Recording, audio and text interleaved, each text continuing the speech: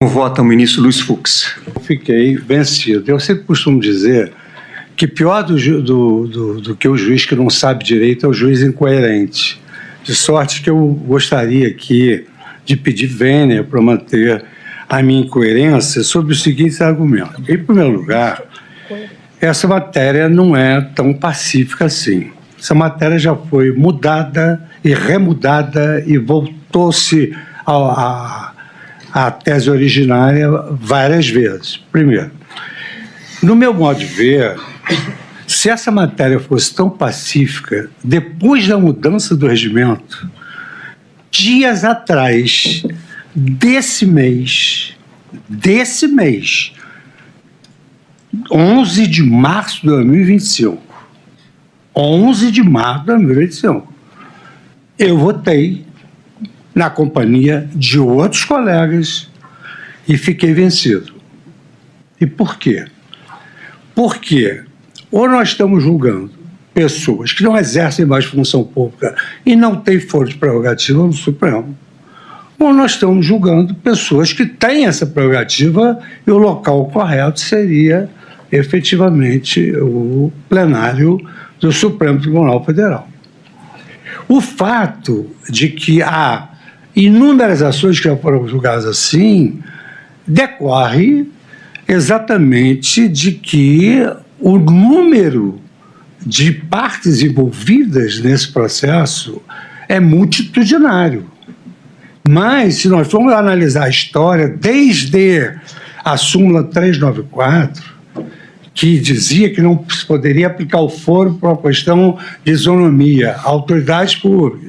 Depois a mudança de que autoridades públicas deveriam se submeter ao Supremo. Depois, mais uma vez, que não deveriam se submeter ao Supremo. E agora, essa última fórmula da questão de ordem no inquérito 4787, do qual restei vencido, reconheço, restei vencido, assentou-se efetivamente que, digamos assim, essa competência não prevaleceria e prevaleceria, então, a questão da competência do Supremo Tribunal Federal, ainda que os agentes não exercessem mais cargo público. O ministro Celso de Mello, o professor de todos nós, dizia: essa competência de foro não deve nem criar privilégios e nem criar justificativas e restrições a quem quer que seja. Então, eu sempre procurei seguir esse entendimento. Por outro lado, me chamou muita atenção que foi que foi depois da modificação dos regimentos, foi 11 de março, nós estamos no dia 25. E eu votei em companhia de vários outros colegas, e nós já estamos vencidos. Então, não é uma matéria pacífica. E a questão do número de ações que já foram julgadas, isso não impede que amanhã depois se reflita sobre essa questão. Tanto mais que aqui é importante, é que a incompetência absoluta é um vício que é passível de ser alegado, inclusive, na reincidibilidade do julgado. E nós aqui, na primeira turma, temos vários habeas corpus, vários que foram impetrados e, por incompetência absoluta, foram concedidas as ordens. Então, eu peço todas as vênias para manter a minha coerência de que manifestei semana passada. Eu não posso mudar de opinião de uma semana para outra.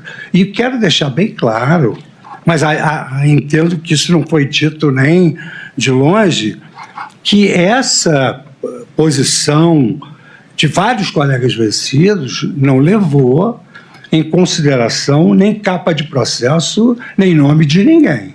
Isso é uma resposta técnica decorrente não só do nosso preparo científico no campo do processo, mas também da nossa independência, que é insindicável por quem quer que seja. Então, eu peço todas as vezes... Como vota a ministra Carmen Lúcia?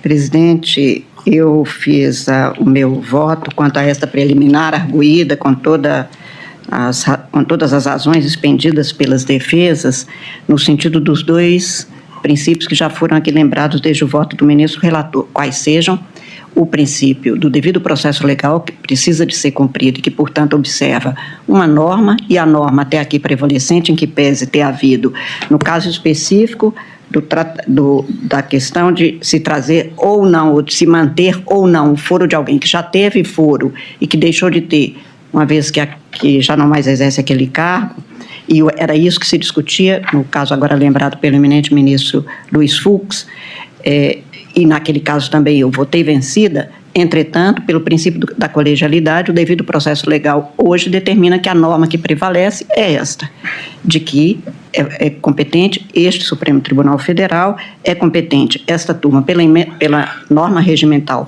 que agora prevalece e, como eu digo sempre nos meus votos, ainda que vencida, quando eu sou vencida pelo princípio da colegialidade, e o plenário tendo decidido, o Supremo decidiu, e o acaso que eu estou levando em consideração com ênfase, como fundamento, é o princípio da isonomia.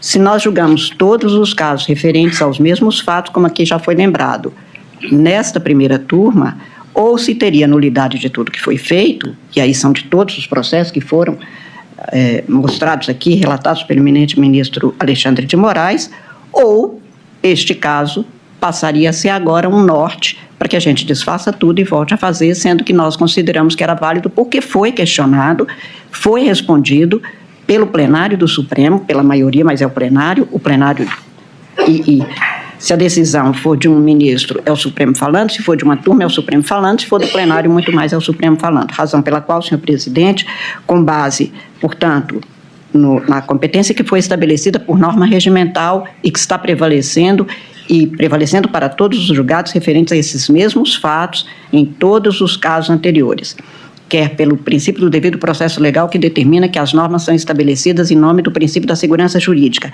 quer, especialmente, em nome do direito que todo mundo tem, todo jurisdicionado tem, de ser tratado igualmente a todos os outros, incluída aí a questão da competência do julgador, que é o princípio do juízo natural. Eu estou votando no sentido de rejeitar esta preliminar, senhor presidente, com as vênias dos entendimentos contrários e com todos os argumentos que foram apresentados pelas nobres defesas.